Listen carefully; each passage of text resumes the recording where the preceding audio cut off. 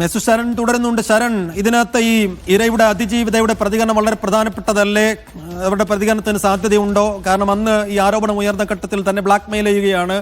ഇതിലൊന്നും കൃത്യമായ തെളിവുകളില്ല, വെറും ആരോപണമാണ്. ആരൊക്കെ പടച്ചുവിടുന്നത് എന്തിനാണെന്ന് എനിക്കറിയാം എന്നൊക്കെയുള്ള പ്രതികരണമാണ് മുകേഷ് നടത്തിയിരുന്നത്. പാർട്ടിയും മുകേഷിന്റെ വാക്കുകൾ വിശ്വസിച്ച് പാർട്ടിയും തെളിവുകൾ വരട്ടെ, അന്വേഷണം നടക്കട്ടെ എന്നുള്ള ലൈൻ സ്വീകരിക്കുന്നതാണ് കണ്ടത്. പക്ഷേ SIT ഇപ്പോൾ ഒരു ഭരണപക്ഷ MLA ആണെന്നുള്ള ഒരു ആനുകൂല്യം നൽകാതെ, പഴുതുകളും ഇളവുകളും നൽകാതെ സത്യസന്ധമായ ഒരു അന്വേഷണം SIT ഇതിനകത്ത് നടത്തി എന്ന് നമ്മൾ വിചാരിക്കുകയാണ് ഈ ഘട്ടത്തിലും. അപ്പോൾ മുകേഷിന്റെ കാര്യത്തിൽ ഒരു കൃത്യമായ നിലപാട് പോലീസ് സ്വീകരിച്ചു. അതിന് സ്വാഭാവികമായി ആഭ്യന്തര വകുപ്പിന്റെ ഒരു അനുമതി കൂടി ഉണ്ടായിരുന്നു എന്ന് കാണണം. മുകേഷിന്റെ കാര്യത്തിൽ ഏറെക്കുറെ ഒരു തീരുമാനമായി എന്നുള്ളൊരു സൂചനയുണ്ടോ?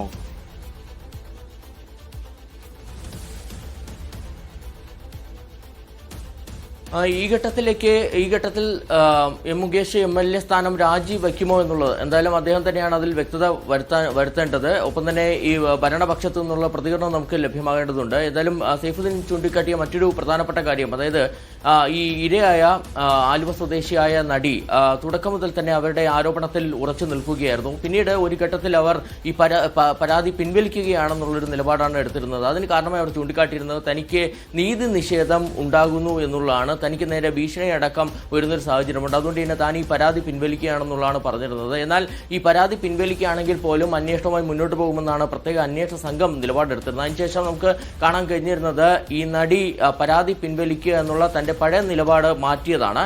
എന്തായാലും അന്വേഷണം നടക്കട്ടെ, കുറ്റപത്രം സമർപ്പിക്കട്ടെ, അതിനുശേഷം കോടതിയിൽ കാണാം എന്നുള്ള നിലപാടാണ് പിന്നീട് നടി സ്വീകരിക്കുകയും ചെയ്തിരുന്നത്. എന്തായാലും ഈ മുകേഷ് MLA തുടക്കം മുതൽ തന്നെ തനിക്കെതിരെയുള്ള ആരോപണങ്ങളെല്ലാം തന്നെ നിഷേധിക്കുന്ന ഒരു നിലപാടാണ് സ്വീകരിച്ചിരുന്നത്. പ്രത്യേകിച്ച് ബ്ലാക്ക് മെയിൽ ചെയ്തുകൊണ്ട് ഈ നടി ഉന്നയിക്കുന്ന ആരോപണങ്ങളാണ്. പലപ്പോഴായി സാമ്പത്തിക നേട്ടത്തിന് വേണ്ടിയാണ്, പണം തട്ടിയെടുക്കുക എന്ന ലക്ഷ്യത്തോടു കൂടിയാണ് ഈ ആരോപണം എന്നുള്ള ഒരു പരാതിയാണ് മുകേഷ് മുന്നോട്ട് വയ്ക്കുകയും ചെയ്തിരുന്നത്. എന്നാൽ ഈ പരാതിക്കാരിയായ നടി അവരുടെ നിലപാടിൽ ഉറച്ചു നിൽക്കുകയായിരുന്നു തുടക്കം മുതൽ തന്നെ. അത് ഈ ഹേമ കമ്മിറ്റി റിപ്പോർട്ട് പുറത്തു വന്നതിന് പിന്നാലെയാണ് 7 പേർക്കെതിരെ, പ്രമുഖരടക്കം 7 പേർക്കെതിരെയുള്ള ലൈംഗികാരോപണം അവർ ഉന്നയിക്കുന്നത്. അതിൽ ഒരാളായിരുന്നു മുകേഷ് MLA. ഇതിനു പുറമെ തന്നെ ഇടവേള ബാബു അടക്കമുള്ള ആളുകൾക്കെതിരെ ലൈംഗികാരോപണം ഉന്നയിച്ചിരുന്നതാണ്. അതിൽ ഇടവേള ബാബു അടക്കമുള്ളവർക്കെതിരെയുള്ള കുറ്റപത്രം കഴിഞ്ഞ ദിവസങ്ങളിൽ കോടതിയിൽ സമർപ്പിച്ചിരുന്നതാണ്. ഒപ്പം തന്നെ ഈ മുകേഷ് MLAക്കെതിരെ 2 കേസുകളാണ് ഈ ഹേമ കമ്മിറ്റി റിപ്പോർട്ട് പുറത്തു വന്നതിന് പിന്നാലെയുള്ള ലൈംഗികാരോപണങ്ങളിൽ എടുത്തിരുന്നത്. ഒന്ന് Thrissur Vadakkanchery police station register ചെയ്ത കേസാണ്. അത് തൃശൂർ സ്വദേശിയായ നടിയുടെ പരാതിയിലാണ് അത്തരത്തിൽ ലൈംഗിക അതിക്രമ കേസ് അവിടെ രജിസ്റ്റർ ചെയ്തിരുന്നത്. അതിൽ കുറ്റപത്രം കഴിഞ്ഞ ദിവസം സമർപ്പിച്ചിരുന്നത്. അതിന് പിന്നാലെയാണ് ഇപ്പോൾ ബലാത്സംഗ കേസിൽ, അതായത് ലൈംഗിക അതിക്രമം പോലെയല്ല ബലാത്സംഗം, ജീവപര്യന്തം വരെ ലഭിക്കാവുന്ന കുറ്റമാണ്. അപ്പോൾ സ്വാഭാവികമായിട്ടും ബലാത്സംഗ കേസിൽ ഇപ്പോൾ ഈ കുറ്റപത്രം കോടതിയിൽ സമർപ്പിച്ചിരിക്കുന്നു എന്നുള്ളതാണ്. ഈ കുറ്റപത്രത്തിന്റെ അടിസ്ഥാനത്തിലുള്ള തുടർ നടപടികൾ അത് വൈകാതെ തന്നെ കോടതിയിൽ ഉണ്ടാകുമെന്നുള്ളതാണ് നമ്മൾ മനസ്സിലാക്കുന്നത്. ഇത് സെഷൻസ് കോടതിയിലേക്ക് മാറ്റും, അതിനുശേഷമായിരിക്കും വിചാരണ നടപടികളിലേക്കൊക്കെ കടക്കുക.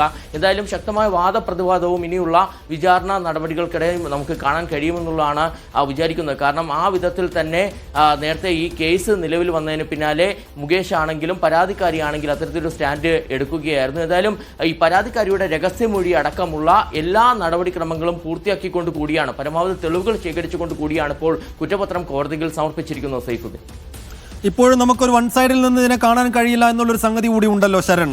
വിചാരണ ഘട്ടത്തിൽ സ്വാഭാവികമായും ഇതിനെ ലീഗലി നേരിടാൻ തന്നെയായിരിക്കും മുകേഷിന്റെ തീരുമാനം. ഈ തെളിവുകളെയൊക്കെ ഇപ്പോൾ ഈ സാക്ഷിമൊഴികളുടെ കാര്യത്തിലും തെളിവുകളൊക്കെ എങ്ങനെയായിരിക്കും വിചാരണ ഘട്ടത്തിലും ഇനി കോടതിയിൽ ഇതൊരു ലീഗൽ ഫൈറ്റിലേക്ക് പോകുമ്പോൾ മുകേഷ് എങ്ങനെയായിരിക്കും നേരിടാൻ പോകുന്നു? എത്ര കണ്ട് ആത്മവിശ്വാസം ഉണ്ടാകും ഇനിയിപ്പോൾ വിചാരണ ഘട്ടത്തിലൊക്കെ മുകേഷിനെയും പ്രതിഭാഗം അഭിഭാഷകനെ സംബന്ധിച്ചിടത്തോളം എങ്ങനെയായിരിക്കും അതിനെ ഫേസ് ചെയ്യാൻ പോകുന്നത്?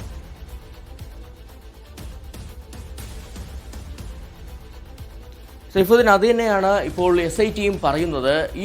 ഇപ്പോൾ ഇതുവരെ ശേഖരിച്ചിട്ടുള്ള തെളിവുകളിൽ ഏറ്റവും സുപ്രധാനമായ തെളിവുകൾ എന്ന് പറയുന്നത് ഡീറ്റെയിൽ തെളിവുകളും സാഹചര്യ തെളിവുകളുമാണ്. ആ സാഹചര്യ തെളിവുകൾ എങ്ങനെയൊക്കെ ശേഖരിക്കാൻ കഴിഞ്ഞിട്ടുണ്ടോ ആ നിലയിൽ തന്നെ ശേഖരിച്ചിട്ടുണ്ടെന്നുള്ളതാണ് SIT പറയുന്നത്. പ്രത്യേകിച്ച് ഈ നടി യാത്ര ചെയ്ത സന്ദർഭങ്ങൾ അല്ലെങ്കിൽ സമയമടക്കമുള്ള കാര്യങ്ങൾ SITയോട് പറഞ്ഞിരുന്നു. അപ്പോൾ അത് പരിശോധിച്ചു. അങ്ങനെ പരിശോധിച്ചു. ഒപ്പം തന്നെ ഈ മുകേഷ് MLAയും എവിടേക്കാണ് എത്തിയിരുന്നതെന്നടക്കമുള്ള കാര്യങ്ങൾ, അത്തരത്തിലുള്ള സാഹചര്യ തെളിവുകളെല്ലാം തന്നെ ശേഖരിക്കാൻ കഴിഞ്ഞിരുന്നു. ഇതിനു പുറമെ തന്നെ ഡീറ്റെയിൽ തെളിവുകൾ, അത് ഈ വർഷങ്ങൾക്ക് മുൻപുള്ള തെളിവുകളാണ്. അപ്പോൾ സ്വാഭാവികമായിട്ട് അത് വീണ്ടെടുക്കാൻ കഴിയുമോ എന്നുള്ളൊരു ആശയക്കുഴപ്പം തുടക്കത്തിൽ SITക്ക് ഉണ്ടായിരുന്നതാണ്. എന്നാൽ പിന്നീട് അവർ നടത്തിയ ശ്രമത്തിൽ അതിൽ ഈ മുഴുവൻ വാട്സപ്പ് ചാറ്റുകളും ലഭിച്ചിരിക്കുന്നു എന്നുള്ളതാണ് പ്രധാനം. ഈ പീഡനത്തിന് മുൻപും ശേഷവും MLA പരാതിക്കാരിയുമായി നടത്തിയ വാട്സപ്പ് ചാറ്റുകളുണ്ട്. ആ വാട്സപ്പ് ചാറ്റുകളെല്ലാം തന്നെ ശേഖരിക്കാൻ കഴിഞ്ഞിട്ടുണ്ട്. ഇതിന് പുറമെയാണ് സാക്ഷിമൊഴികളും രേഖപ്പെടുത്തിയിരിക്കുന്നത്. ഒരുപക്ഷെ വിചാരണ വേളയിൽ ഈ എന്തെങ്കിലും ഒരു തിരിച്ചടി പ്രോസിക്യൂഷന് നേരിടാൻ സാഹചര്യം ഒരുക്കുകയാണെങ്കിൽ, ഒരു ലൂപ്പ് ഹോൾ കണ്ടുകൊണ്ടുള്ളൊരു വാദം ഈ മുകേഷ് MLAയുടെ പ്രതിഭാഗത്തിന്റെ ഭാഗത്തു നിന്ന് ഉണ്ടാവുകയാണെന്നുണ്ടെങ്കിൽ അതിനെ കണ്ടിക്കാൻ കഴിയുന്ന ഡീറ്റെയിൽ തെളിവുകൾ അടക്കം ശേഖരിച്ചിട്ടുണ്ടെന്നുള്ളതാണ് ഇപ്പോൾ SIT പറഞ്ഞു വയ്ക്കുന്നത്. ഏതായാലും അതിലൊരു തെളിവുകൾ ഏതൊക്കെ നിലയിലാണ്, എന്തൊക്കെയാണെന്നുള്ള വിശദമായ തെളിവുകൾ സംബന്ധിച്ചുള്ള വിവരം നമുക്ക് ലഭ്യമായിട്ടില്ല. ഈ കാര്യം മാത്രമാണ് SIT നിലവിൽ പറയുന്നത്. എന്തായാലും കുറ്റപത്രം അത് ബലാത്സംഗ കേസിലാണ്. നേരത്തെ ഉണ്ടായ ലൈംഗിക അതിക്രമ കേസുമല്ല, ബലാത്സംഗ കേസാണ്. സംസ്ഥാനത്ത് ഒരു MLAക്കെതിരെ ഇത്തരത്തിൽ ബലാത്സംഗ കേസിൽ കുറ്റപത്രം സമർപ്പിച്ചിരിക്കുന്നു എന്നുള്ളതാണ് പ്രധാനമായും കാണേണ്ടത്. പല പ്രമുഖർക്കെതിരെയും ഇത്തരത്തിൽ ലൈംഗിക ആരോപണങ്ങൾ ഉയർന്നിരുന്നതാണ്. പക്ഷേ ഒരു MLA ആയിട്ട് ഒരാൾ മാത്രമാണ് ആ ഒരു പ്രതിസ്ഥാനത്ത് വന്നിരുന്നത്.